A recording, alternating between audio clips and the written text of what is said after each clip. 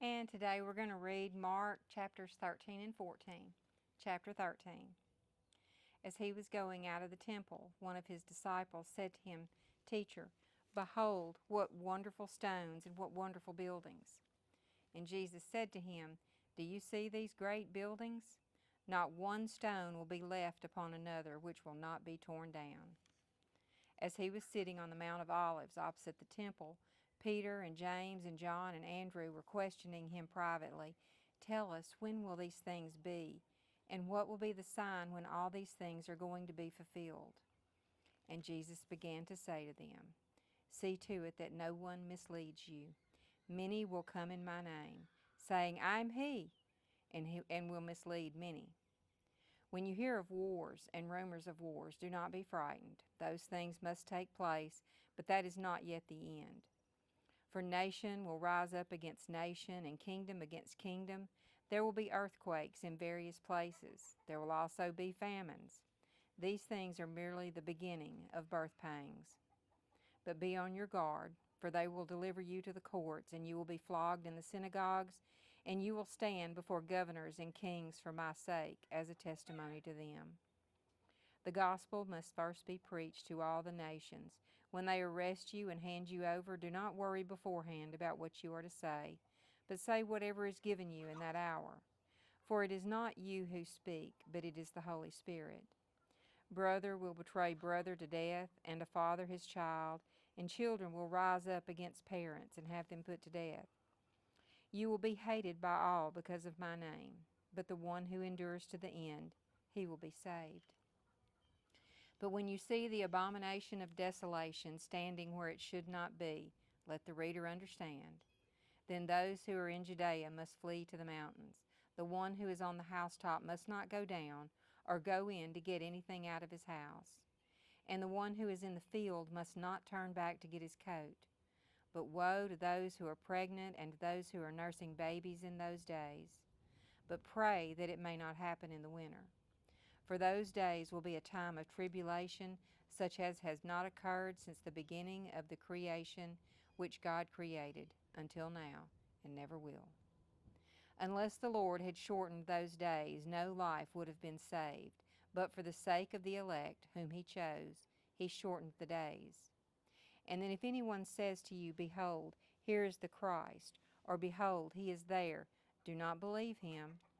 For false Christs and false prophets will arise, and will show signs and wonders, in order to lead astray, if possible, the elect. But take heed, behold, I have told you everything in advance.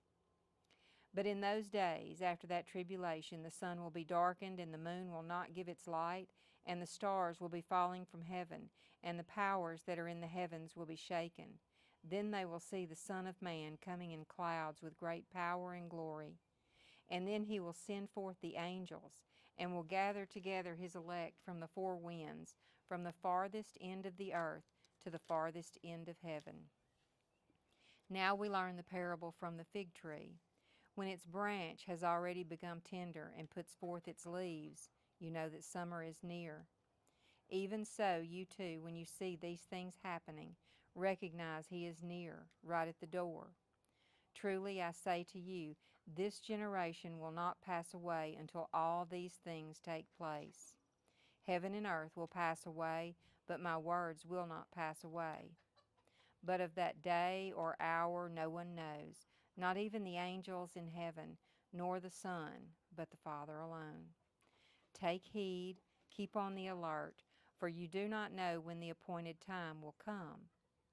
It is like a man away on a journey, who, upon leaving his house and putting his slaves in charge, assigning each one his task, also commanded the doorkeeper to stay on the alert. Therefore be on the alert, for you do not know when the master of the house is coming, whether in the evening, at midnight, or when the rooster crows, or in the morning, in case he should come suddenly and find you asleep. What I say to you, I say to all, be on the alert.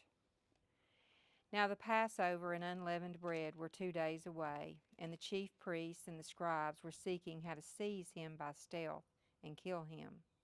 For they were saying, "Not during the festival, otherwise there might be a riot of the people." While he was in Bethany at the home of Simon the leper, and reclining at the table, there came a woman with an alabaster vial of very costly perfume of pure nard, and she broke the vial and poured it over his head. But some were indignantly remarking to one another, "Why has this perfume been wasted? For this perfume might have been sold for over 300 denarii, and the money given to the poor." And they were scolding her. But Jesus said, "Let her alone. Why do you bother her? She has done a good deed to me. For you always have the poor with you, and whenever you wish you can do good to them, but you do not always have me. She has done what she could. She has anointed my body beforehand for the burial. Truly I say to you, wherever the gospel is preached in the whole world, what this woman has done will also be spoken of in memory of her." Then Judas Iscariot, who was one of the 12, went off to the chief priests in order to betray him to them. They were glad when they heard this and promised to give him money, and he began seeking how to betray him at an opportune time. On the first day of unleavened bread, when the Passover lamb was being sacrificed, his disciples said to him, "Where do you want us to go and prepare for you to eat the Passover?" And he sent two of his disciples and said to them, "Go into the city, and a man will meet you carrying a pitcher of water. Follow him, and wherever he enters, say to the owner of the house, 'The teacher says, where is my guest room in which I may eat the Passover with my disciples?' And he himself will show you a large upper room, furnished and ready. Prepare for us there."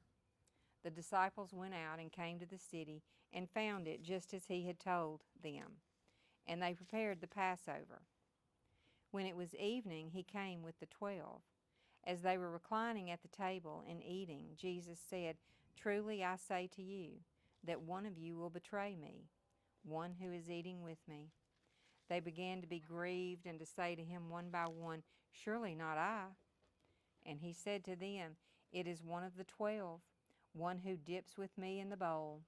For the Son of Man is to go just as it is written of him, but woe to that man by whom the Son of Man is betrayed.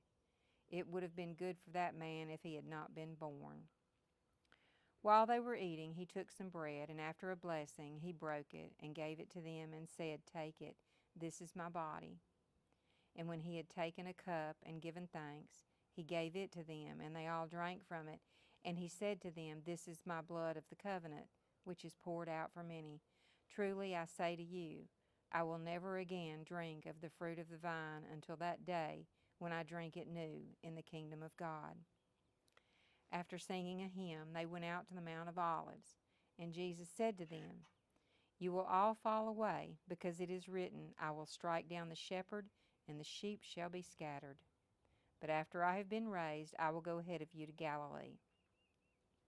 But Peter said to him, "Even though all may fall away, yet I will not." And Jesus said to him, "Truly I say to you, that this very night, before a rooster crows twice, you yourself will deny me 3 times. But Peter kept saying insistently, "Even if I have to die with you, I will not deny you." And they were all saying the same thing also. They came to a place named Gethsemane, and he said to his disciples, "Sit here until I have prayed." And he took with him Peter and James and John, and began to be very distressed and troubled. And he said to them, "My soul is deeply grieved to the point of death. Remain here and keep watch." And he went a little beyond them and fell to the ground and began to pray that if it were possible, the hour might pass him by. And he was saying, "Abba, Father, all things are possible for you. Remove this cup from me. Yet not what I will, but what you will." And he came and found them sleeping and said to Peter, "Simon, are you asleep? Could you not keep watch for 1 hour? Keep watching and praying that you may not come into temptation. The spirit is willing, but the flesh is weak." Again he went away and prayed, saying the same words. And again he came and found them sleeping, for their eyes were very heavy, and they did not know what to answer him. And he came the 3rd time and said to them, "Are you still sleeping and resting? It is enough. The hour has come. Behold, the Son of Man is being betrayed into the hands of sinners. Get up, let us be going. Behold, the one who betrays me is at hand." Immediately while he was still speaking, Judas, one of the 12, came up, accompanied by a crowd with swords and clubs, who were from the chief priests and the scribes and the elders. Now he was betraying him, had given them a signal, saying, "Whomever I kiss, he is the one. Seize him and lead him away under guard." After coming, Judas immediately went to him, saying, "Rabbi," and kissed him. They laid hands on him and seized him. But one of those who stood by drew his sword and struck the slave of the high priest and cut off his ear. And Jesus said to them, "Have you come out with swords and clubs to arrest me, as you would against a robber?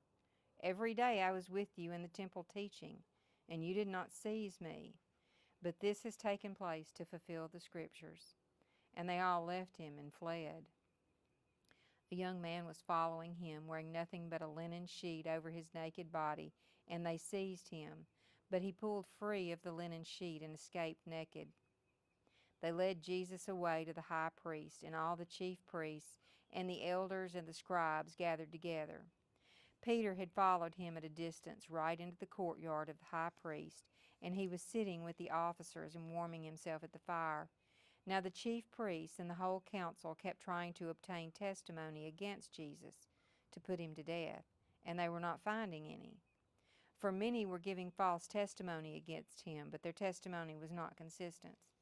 Some stood up and began to give false testimony against him, saying, "We heard him say, 'I will destroy this temple made with hands, and in 3 days I will build another made without hands.' Not even in this respect was their testimony consistent. The high priest stood up and came forward and questioned Jesus, saying, Do you not answer? What is it that these men are testifying against you?" But he kept silent and did not answer. Again the high priest was questioning him and saying to him, "Are you the Christ, the Son of the Blessed One?" And Jesus said, "I am. And you shall see the Son of Man sitting at the right hand of power and coming with the clouds of heaven." Tearing his clothes, the high priest said, "What further need do we have of witnesses? You have heard the blasphemy. How does it seem to you?" And they all condemned him to be deserving of death.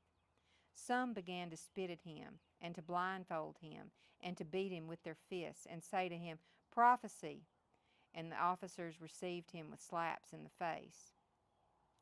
As Peter was below in the courtyard, one of the servant girls of the high priest came, and seeing Peter warming himself, she looked at him and said, "You also were with Jesus the Nazarene." But he denied it, saying, "I neither know nor understand what you are talking about." And he went out onto the porch. The servant girl saw him and began once more to say to the bystanders, "This is one of them." But again he denied it.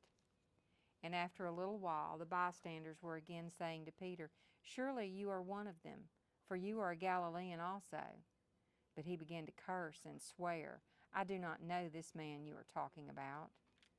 Immediately a rooster crowed a second time, and Peter remembered how Jesus had made the remark to him, "Before a rooster crows twice, you will deny me 3 times." And he began to weep.